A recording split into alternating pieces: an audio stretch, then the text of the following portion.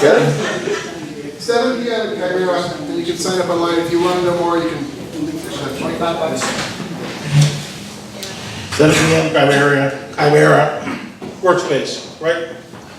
Our speaker today, I'm thrilled to have Ronit Rubinoff as the Executive Director of Sonoma County Legal Aid. I, in the last year, have had to use legal aid services in Santa Barbara County, and it was wonderful. I got all the help I needed. They walked me through some difficult stuff with my brother's home. So legal aid plays an important role in any community they're in. And Ronit has been there how long now? 14 years. And the agency has turned around. It's provides. We used them a lot at the senior center, and I just think it's a wonderful service in this community, but we really don't know what they do. So that's what today is all about. Ronit. Thanks, Gary.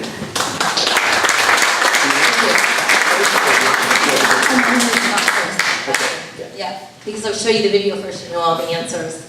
So thanks for inviting me. And by the way, my 8th grade history professor, which was British history, divorced, beheaded, died.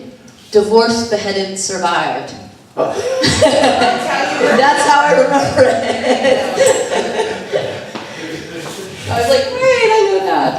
I have a couple of quick quiz questions for you. This always helps me understand how much outreach I have to do. Does legal aid help people with criminal matters? How many people think they do? Raise your hand if you think legal aid helps with criminal matters. A couple people do? One person does? What about just civil matters? Yes. Okay, just civil matters. Just civil matters. Who helps with criminal matters? Public defender. Perfect. Do you have a right to civil legal assistance? Yeah. You can't answer because you're a lawyer, I'm told. That is cheating. That is cheating, and you are not allowed to I answer. think you've moved into our building on 1160 West Sutton. No, I have not. No, we are down on 144 South E. We've been there for about 5 years. But I just over by Dutton. Your answer is correct. You only have a right to a lawyer in a civil case under certain very limited circumstances. When we want to lock you up because we don't think you're of sound mind, when, I'm trying to state that so roughly, and when we want to take your kids away from you, Child Protective Services, you have a right to a lawyer. Essentially, other than that, you do not. You do not. So the bad joke is go commit a crime if you want representation in our system. That, my friends, is why we have legal aid. So one other question here. Is legal aid a government agency? How many people think we're a government agency? No? No takers on that because it's too smart for me. Is legal aid a private law firm? No. So what are we? Non-profit. Good job. This is a smart group. Yay. They're all tricks. So what service has the biggest impact on whether a victim of domestic violence leaves that situation and moves on? Okay, so domestic violence shelter. I'll read the possibilities. How's that? A domestic violence shelter, a hotline, legal help, or mental health counseling. What is the biggest impact on whether someone gets out of that situation? Legal help. How many people think it's legal help? Correct. By far and away. There's a national study that was done some time back on that where they surveyed thousands of victims across the country with a whole range of options beyond what I just listed. So what was the reason? What was the thing that made the difference for you? And the reason that's true is because legal help actually helps fix the problem in the long run. And people, when we talk to them, they're not ready to think about counseling or something else until they know they're safe and secure, they have control of their kids, of their finances. Nothing else does that for them.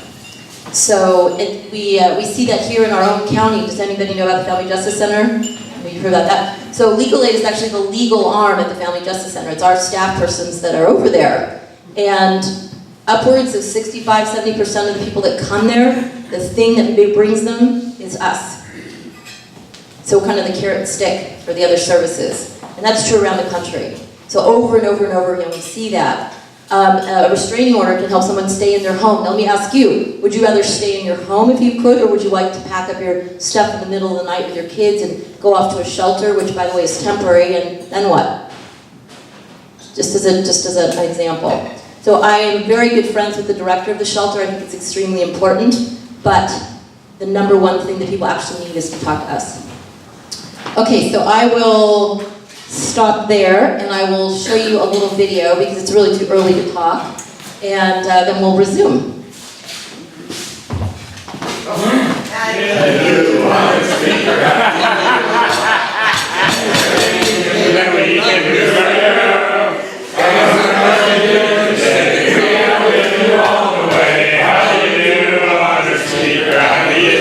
This is definitely the best Rotary group I've ever been to. Hands down, hands down.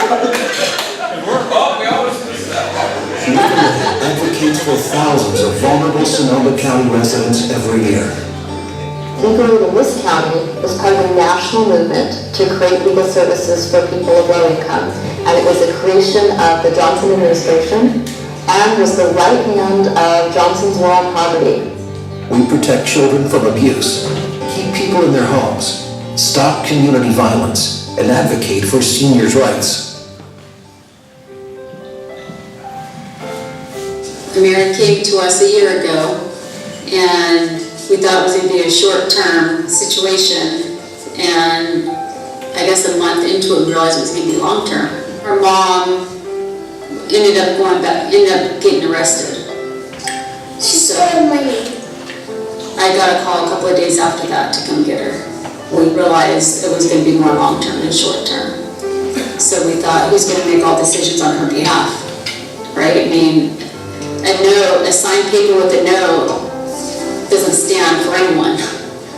So we needed some sort of legal document. I didn't even realize legal aid existed. So when I realized they existed and we got the lady that helped us, it was amazing for us because we didn't know what we were going to do.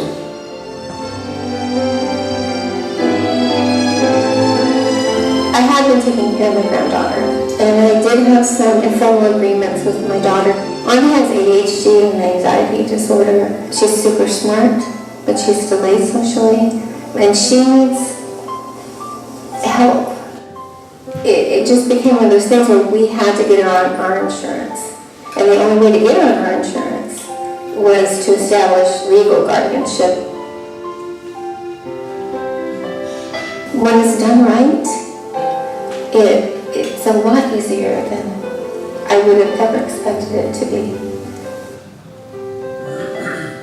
I came home one day to this house that I've lived in for a long time and went to my answering machine, and my brother had left a series of messages for me on my answering machine, going from bad to worse. And the last message that he left, he threatened to snap my neck.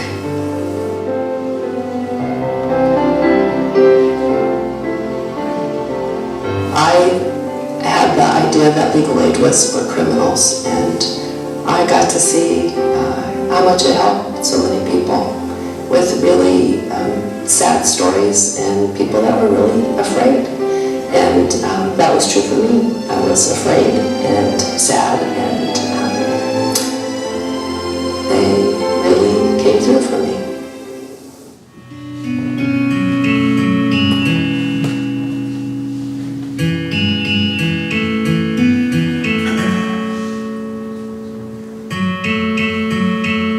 De aquí fueron desde mi niña se infectó de plomo y por eso buscamos ayuda para ver qué podemos hacer. Pues tenemos que dar que es plomo en la sangre y si una amiga de aquí el plomo posiblemente le va a afectar en su desarrollo y problemas pues de lenguaje y problemas de aprendizaje. Pues mi niño Masito tiene una condición que se llama distrofia muscular. La condición que tengo a mi niño enfermo yo no puedo tener un trabajo así estable, tengo que llevarlo al doctor y todo, y se me hace muy difícil.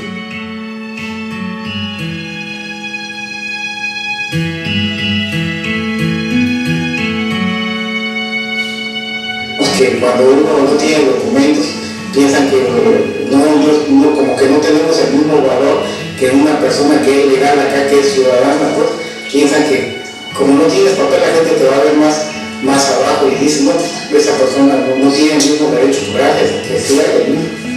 Ya hace mucho tiempo que me han ayudado y les agradezco mucho de todo. Pasen por lo que han hecho por mí y gracias.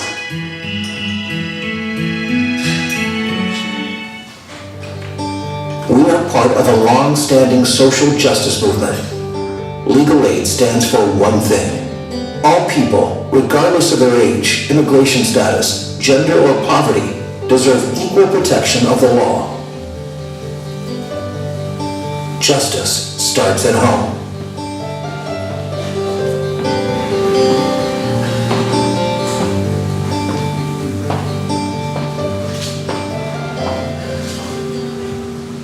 Thank you. Opportunity. A little sobering in this hour of the morning. We have a lot of issues in the community to deal with, don't we? Ranging from immigration to poverty to community violence prevention, etc. But the thing that I really love about my job is that we get to touch it all, because our legal system actually touches it all. And so, to me, there's no more effective way to push these social issues forward. So as an example, in the very beginning of that video, did anybody catch when Legal Aid as a national institution was founded? Johnson administration. Johnson administration, 1964, right? What else happened in 1964? Civil Rights Act, War on Poverty, right?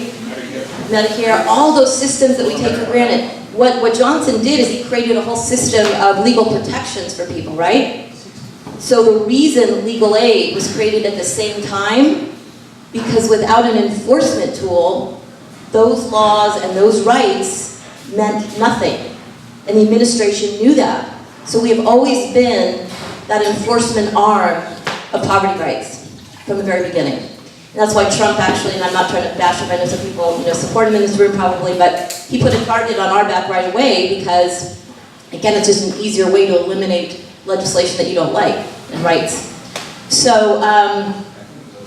So anyway, that's our history, that's our roots, and just to tell you a little bit today, we launched on October 9th a disaster relief program in our office. One of the things I learned after practicing poverty law for 25 years that I didn't know is how important legal aid is to people recovering from a disaster. I mean, that was not something in my lexicon of 25 years, but we raised funds and hired a team. And we've helped over 2,000 people in that program alone since the fires. Can you imagine some of the things we're helping people with? Homes, people being displaced, rental issues, price gouging, Insurance. We are sort of counsel to the Coffee Park folks and the Mark West Springs folks that are organizing. We're representing about 3/4 of the folks in Journey's End Mobile Home Park right now. And then FEMA is our big adversary, I have to say. FEMA is not invested in giving people recovery. It is the opposite, and we have been taking them on since day one. So that's a very big part of our work right now, and will continue to be as long as this community needs us to do that. That's discouraging to hear. It's very discouraging, but well, there's a good news clip. I could send it to Terry if you're interested. NBC did a story on us and our work with FEMA back in January, I think, and one of my clients who lives in Coddingtown, he was one of the folks that stayed behind. Does anybody know the scenario in Coddingtown? There's a strip of homes that is burned, and then the rest of the park survived. He was one of the folks that stayed there till the very end, hosing properties down, trying to get everybody out. As a result, he got a contaminant in his eye, and he literally lost his eye in the fires. So when he came to see us, he didn't even have a patch, he had no eye. And his quote to us about FEMA, well, apparently FEMA doesn't pay for body parts. So we've been struggling with him, trying to get him what he deserves. They'll pay for couches, but not his eye. So that's just one of our examples. But anyway, FEMA touts the fact that they've satisfied all these claims. In fact, At the time we did that story, there were over 16,000 claims filed, and they had granted 3,600 of them, and they're proud of that. So, we've got a lot of work to do. And if we don't get them their benefits, then guess who's supporting them, right? Where are they going to get the money to pay for housing or anything else they need if they don't get those benefits or their insurance coverage isn't satisfied? Who? Community falls on us. So we're bringing them resources back into the community. All right, I don't know what my timing is, but I wanted to see if there are any questions and then let people go. Yeah.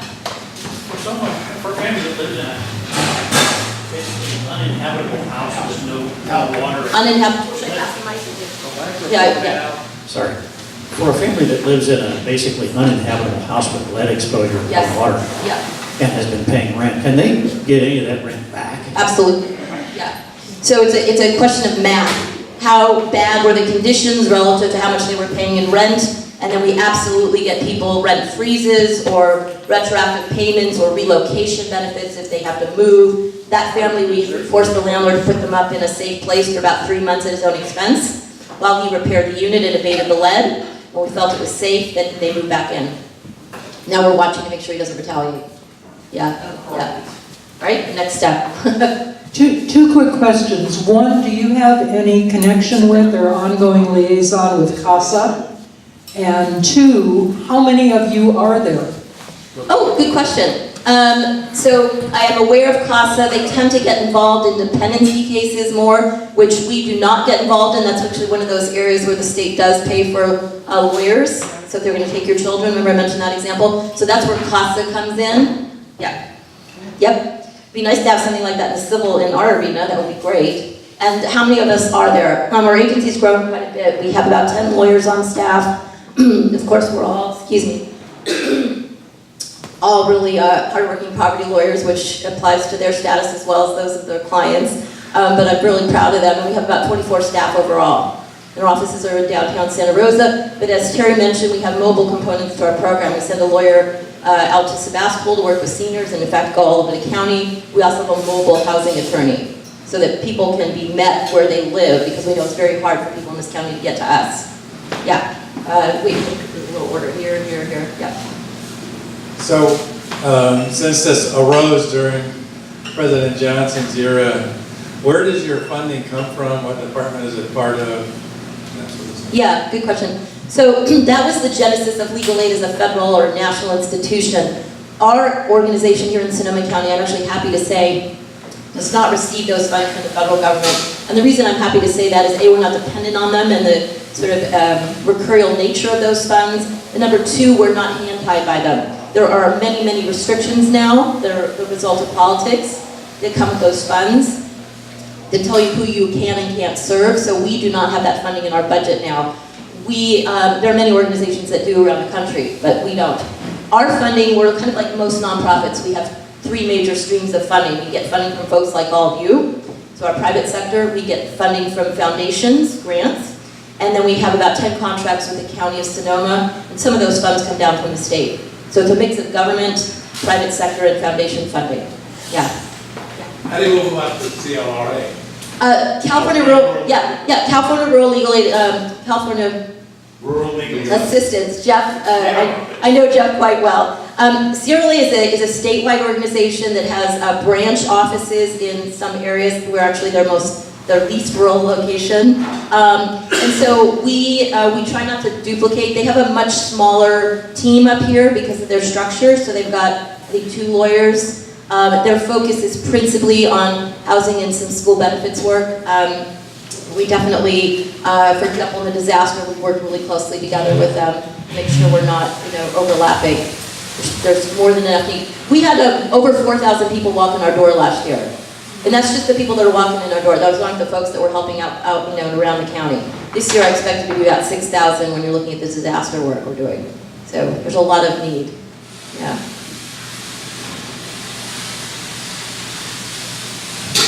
Thanks for the questions. Maybe I didn't talk about One more. Please take. Go ahead.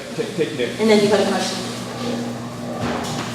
Does legal aid have territories? In other words, you're Sonoma County centric? Right. Do you have relations with other legal aid Yeah. agencies around the region of the state? Yeah. So it's a very complicated structure at this point. What happened is, in the Reagan era, so I said legal aid became politicized. Reagan tried to defund us, and he took that federal funding and reduced it tremendously. Also put a whole bunch of restrictions on legal aid. And at that point, the environment started to fragment.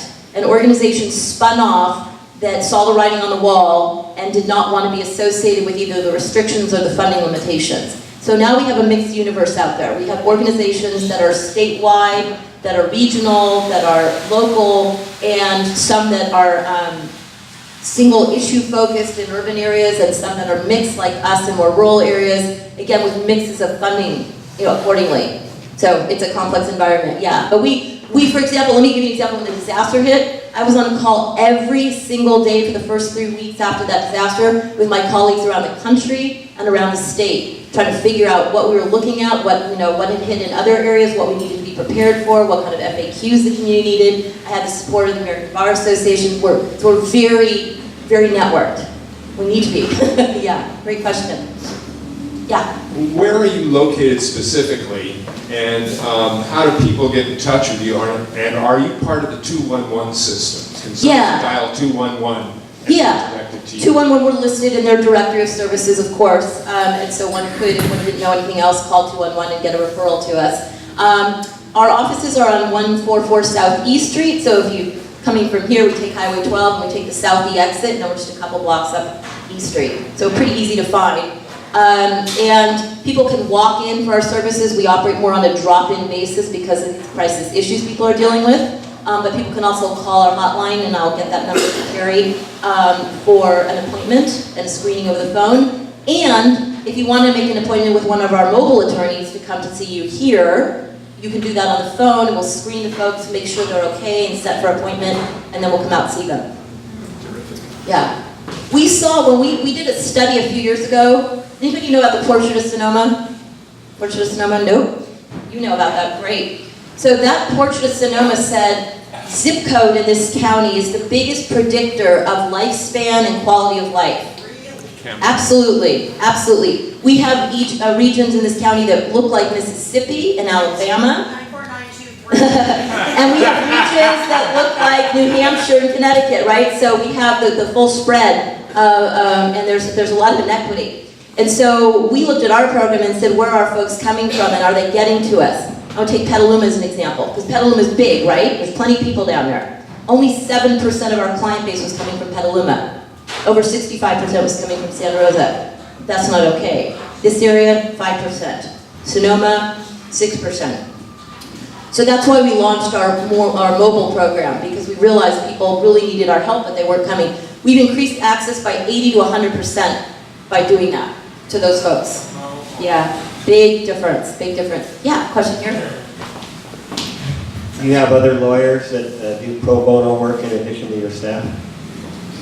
Good question, and I'm glad you used that term. So how many people think my staff are pro bono lawyers? Okay, so pro bono means a private attorney who has a practice who then decides to take a case and not charge the client, right? And our lawyers are staff attorneys, and we pay them. Not enough, but we pay them. So we have pro bono lawyers who come in. For example, we're running FEMA clinics and insurance clinics almost every weekend in our office, and we're staffing those with the help of lawyers actually from all over the Bay Area. When we were building our program at the peak, we had 9,000 volunteer hours in our program to get it started. And we have folks that have been with us for about 10 years right now that are helping out. So we absolutely try to leverage the private bar as much as we possibly can. Yep. Yeah. Okay, so I am undocumented. I have 4 children, and I have great concerns about both safety and custody issues. I come to you. I work with you for 6 months. During all that time, will I have paid anything? No. I was ready for a really tough question with that scenario. No, our services are completely free. Absolutely. Especially when you think about safety and housing and immigration stuff. we don't want, financial things being a barrier to people getting our help, right? The minute you start to set up that wall, bad choice of words, you can create an obstacle to safety. Yeah. Does legal aid get involved in disability issues, advocating for someone who's been denied disability and trying to get that?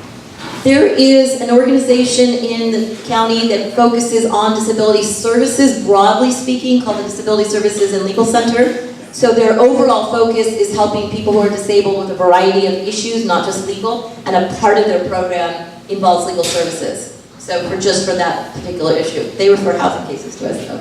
Yeah. Any other questions? These are great questions. I appreciate that you guys are engaged and that you care. Yeah. Do you offer workshops to people so that they can help themselves?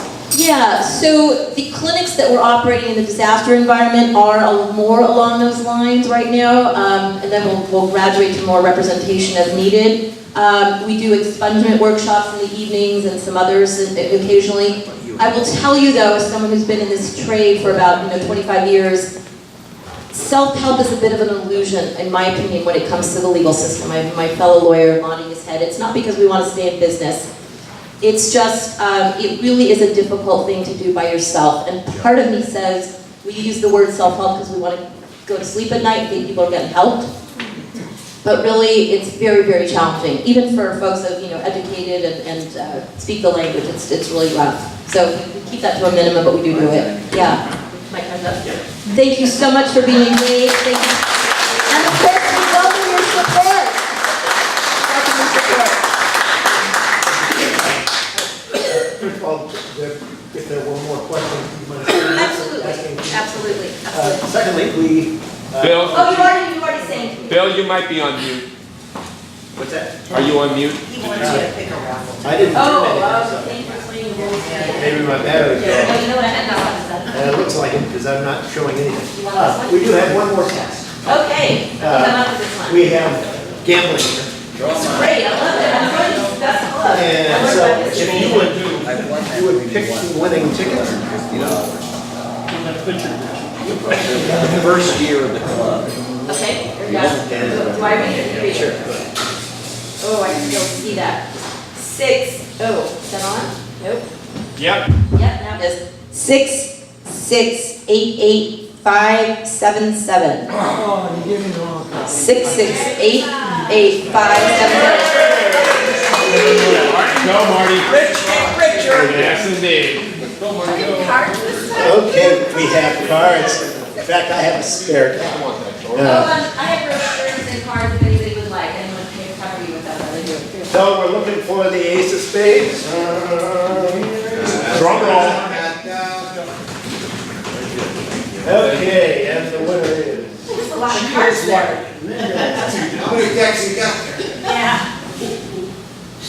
Quit fiddling, Bill. Oh, I was close. Oh,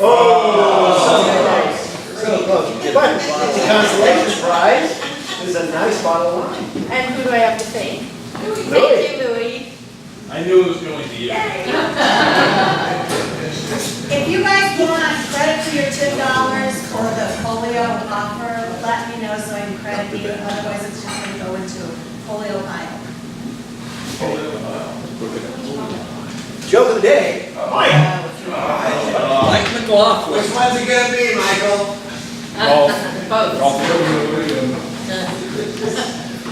So this old guy walks into the church and sits down at the confessional, and he says, "Bless me, Father, for I have sinned. I had relations with a 21-year-old woman yesterday." Father says, "Oh, my son," he said, "I want you to go home. I want you to get 20 lemons. I want you to cut them in half. I want you to squeeze them into a glass, and I want you to drink that lemon juice down." He says, "Will that absolve me of my sin?" He said, "No, but it'll wipe that smile off your face."